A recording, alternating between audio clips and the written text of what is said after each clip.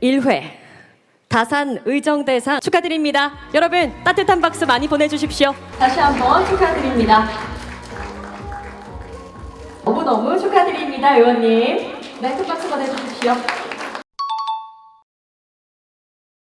예, 먼저 감사드리고요. 제가 좀 부족한데 이렇게 큰 상을 주셔서 대단히 기쁘고 좀 영광으로 생각합니다. 특히 이제 규제 개혁 분야가 요즘 뭐 경쟁도 치열하다고 하는데 또 심사위원들께서 높은 평가를 해주셔서 제가 상을 수상하게 돼서 감사드리고 앞으로 더 열심히 해야 되겠다는 생각을 갖게 됐습니다.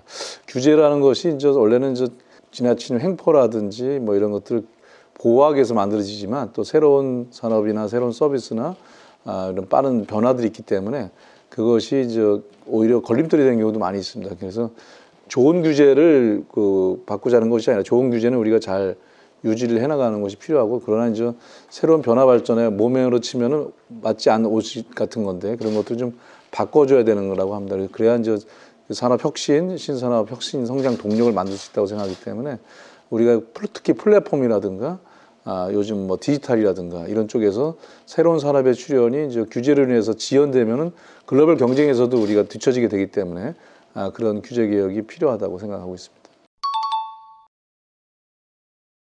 그 산업위에서는 이제 아무래도 산업 일반 전체하고 그다음에 또 중소벤처 기업들도 관계하는 그런 업무를 소관하고 있기 때문에 산업 발전이나 또 경제 성장이나 아까 말한 혁신 성장 이런 걸 하기 위해서는 이제 적절한 타이밍에 좋은 방향으로 규제 개혁이 이제 있어야 되거든요. 그래서 그런 몇 가지 측면에 좀 착안을 해서 제가 법안을 냈던 것들이 이제 아마 평가를 받게 됐던 것 같습니다. 대표적인 게 지금 러시아 우크라이나 전쟁이 작년에 시작되면서 세계적인 공급망 체인에 이제 문제가 왔죠. 그래서 에너지 가격도 급등하게 되고 또 원자재 가격도 급등하게 되고 그러다 보니까 이제 이 공급망의 안정적인 그 재편 이런 것도 좀 중요하게 됐는데, 그래서 소재 부품 장비라고 약칭 소부장이 있습니다. 이게 이제 일본하고 요번에 이제 그 한일 정상회담 때 산업 간의 협력에서도 많이 얘기됐던 건데, 지난 19년도에 일본이 이제 그 반도체 부품 규제를 했었죠. 그래갖고 또 화이트리스트 배제도 하고 그랬었는데, 요번에 이제 반도체 부품 규제는 서로 이제 원활하게 하는 쪽으로 얘기가 된 것 같은데, 그 관계된 소제품 장비에 대해서 그때가 또 변화된 게 아까 말한 글로벌 공급망 체인이 이제 여러 가지 변화가 있기 때문에 그걸 안정적으로 확보를 하고 지원하기 위해서 또 그런 어떠한 기술을 그런 글로벌 공급망에 연관된 소제품 장비로 할 것인지에 대한 내용들을 담은 법안을 제가 하나 발의를 했는데, 이게 지금 상임위는 통과됐고 법사위가 이제 남아 있는데 조만간에 이제 본회의에 통과되지 않을까 기대하는데, 그 법안에 대한 것들이 가장 최근의 것이고요. 또 하나는 이제 이 모빌리티 혁명이라고 그랬고, 이번에 제가 올 초에 CES 라스베가스도 가봤는데 모빌리티 그 전시관만 한 반나절 걸렸어요, 보는데. 그러니까 이제 단순한 이동 수단이 아니라 뭐 자동차를 미래차라고 얘기할 때 거기 이제 자율주행차, 뭐 전기차는 기본이고 수소차, 뭐 심지어는 이제 그 UAM까지 이제 다 연관돼 있기 때문에 이제 달리는 움직이는 스마트폰이라고 이제 차를 말할 정도로 모든 기술이 이제 거기 다 총 직결돼 있는 상황인데, 그래서 미래차에 대한 법도 하나 좀 제가 내서 심사를 지금 하고 있고 조만간에 잘 되지 않을까 기대를 하는데, 미래차에 대해서도 하다 보니까 미래차가 이제 여러 가지 그 분야를 총괄하다 보니까 각각이 걸려 있는 규제들이 좀 있어요. 자율주행차 가려면 이제 도로교통법도 있어야 되고 보험 문제도 있어야 되고 또 과학기술 방송 주파수 문제도 있어야 되고 이런 것들을 이제 풀어야 되는 문제들이 있거든요. 그래서 이제 미래차 전환에 대한 특별법도 이제 준비를 하는데, 특히 이제 거기에 중에는 이제 부품 산업 전환도 있습니다. 그러니까 현재 내연기관차 중심으로 모든 그 자동차 정비업체라든지 부품 조달업체가 벤더들이 형성돼 있는데, 이게 전기차는 전혀 다른 개념이고 또 자율주행차는 또 완전히 전자적인 어떤 그런 걸로 돼 있기 때문에 이 차 기존 업종들이 전환이 잘 안 되는 거예요. 그러니까 고용 문제 발생하고 회사의 존폐 문제 걸리기 때문에 이런 것들도 전환에 대한 것들 국가가 좀 같이 도와줘야 되는 측면까지 담은 내용을 갖다가 현재 발의를 했고요. 그다음에 이제 산업집적법이라고 해서 ESG 경영 요즘 중요하지 않습니까? 그래서 지금 외국의 큰 투자회사 블랙핑크 같은 데도 이제 ESG 경영을 하지 않으면 투자를 하지 않겠다라고 선언할 정도고, 이제 우리나라도 그 기준을 맞추지 못하면은 이제 어렵게 되는데, 다만 이제 산업단지나 중소기업은 ESG 준비가 좀 잘 안 돼 있기 때문에 산업단지 집적법을 발의해서 이제 그 ESG 경영 전환이나 그 도입을 도와주는 그런 법안도 제가 발의를 했는데 그 부분까지로 해서 지금 발의한 것들이 아마 규제 개혁에 도움이 된다고 판단하신 것 같습니다. 일단은 뭐 아까 말한 법안들 미래차 전환법이라든지 그다음에 이제 산업단지 입적법부터 ESG 경영 도입하는 것들을 좀 잘 해야 되겠다는 생각이 있고 한 두세 가지가 하나 있는데 하나는 이제 에너지 분야입니다. 지금 저 에너지 전환 시대고 기후 위기 시대에 맞는 에너지를 저희가 이제 확보를 해야 되는데 그러다 보니까 이제 신재생 에너지 중심이 되는 거니까 지금 유럽이라든지 이제 선진국에서는 이미 신재생 에너지 비율을 우리도 이제 탄소 중립을 선언을 한 상황이고 그러다 보니까 이 신재생 에너지를 저희가 끌어올리기 위한 비중을 끌어올리기 위한 특별한 조치들이 있어야지 현재 수준으로는 도저히 2050 탄소 중립, 2030 40% 이런 걸 맞출 수가 없게 돼 있거든요.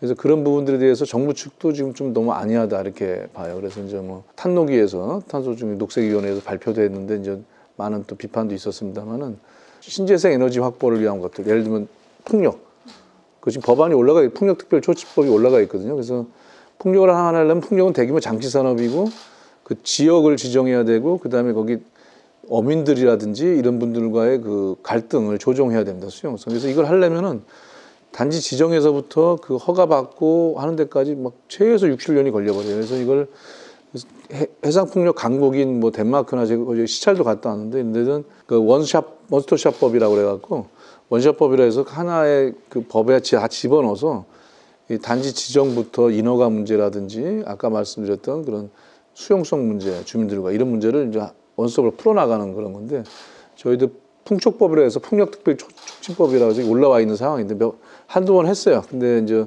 부처 간의 이견, 뭐 수산부라든지 뭐 이런 데 많이 좀 조정이 됐는데 이거를 좀 통과를 시켜서 그 우리가 이제 에너지 분야에 있어서 기후 위기에 대처하는 그런 그 탄소 중립의 목표도 달성하고 또 신재생 에너지를 확보하는데 그 법적 근거를 만드는 게 좀 필요하다 이렇게 생각을 하나 하고 있고요. 그 다음에 이제 그 통상 문제가 좀 많이 변화된 거 아닙니까? 그 반도체가 좀 난리인데 작년에 IRA법이라고 그래서 전기자동차법인데 이게 이제 미국에서 굉장히 방대한 법인데 IRA 그 중에 한 조항이 이제 친환경을 위해서 전기자동차를 보조금을 주겠다. 근데 보조금을 주는 조건이 북미산이어야 된다. 북미에서 조립을 해야 된다. 이렇게 된 거예요. 그러니까 한국이 빠져버리게 되는 거죠. 그럼 한 최대 한 7,000불 뭐 그렇게 이제 차값이 차이가 나버리게 되니까 보조금 못 받게 되면 그 문제 때문에 우리가 이제 이건 WTO, 뭐 FTA의 그 공정성의 문제도 되고 또 우리는 미국의 대대적인 투자를 지금 하고 있는 상황이고 한미 경제 안보 동맹이라면서 이럴 수 있느냐 그래갖고 이제 여러 가지 문제 제기를 어필을 하고 있는데 정부 대처가 초반에 잘 못했던 게 사실이고 좀 약간 늦장 대응이 좀 됐고 효율적 대응이 안 됐었습니다.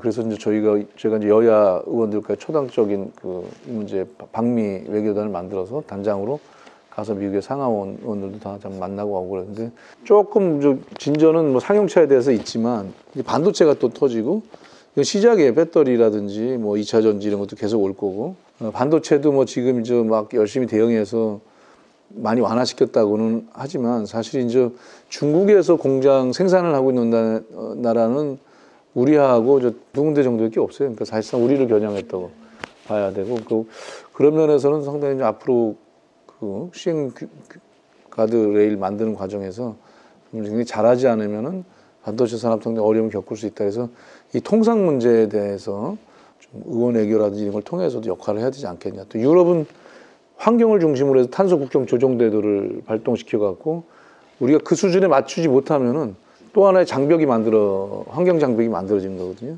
근데 이제 탄노기에서 발표한 그 시기적인 어떤 프로세스와 EU에서 제시하는 그 기준에 그게 안 맞게 되면은 우리가 그 무역이라든지 진출에 상당히 어려움을 겪을 수 있거든요.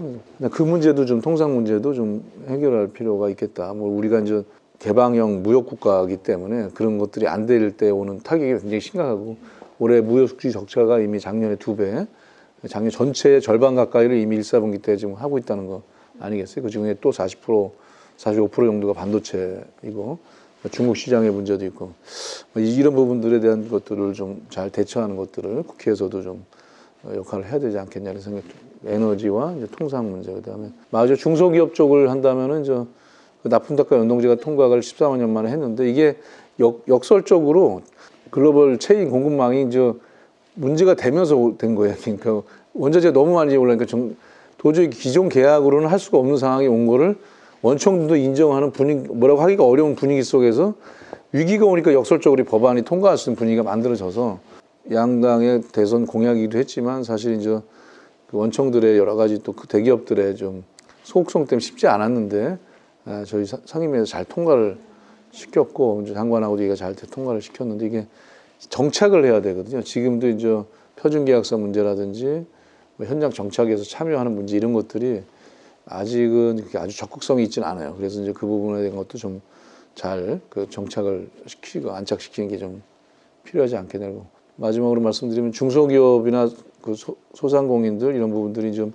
경제 위기가 왔기 때문에 굉장히 어려운 상황인데 정부 예산은 깎으로 그걸 줄였어요 작년에. 그래서 우리가 에너지 바우처 같은 것도 뭐 1,000억 취약계층 해놓으면 80억으로 깎아버린다든가 또 중소기업 어려울 걸 대비해서 우리가 정책금융 그런 모태펀드라든지 이런 것들을 해서 약 2.9조를 증액을 했는데 그걸 다 깎아버렸다고. 그래서 지금 이제 벤처 투자가 지금 SVB 사태 이후에 더 얼어붙고 있는 상황이어서 물론 정부는 하반기에 회복된다고는 하는데 뭐 이런 부분들에 대한 것들도 좀 지금 그쪽은 뭐 하반기까지 기다릴 것도 없이 상당히 어려운 상황이기 때문에 중소기업들에 대한 그 지원들 이런 것들이 좀 더 적극적으로 이루어질 필요가 있다 이렇게. 종합 뉴스통신사 뉴스핌 20년 이제는 성년으로 성장했습니다.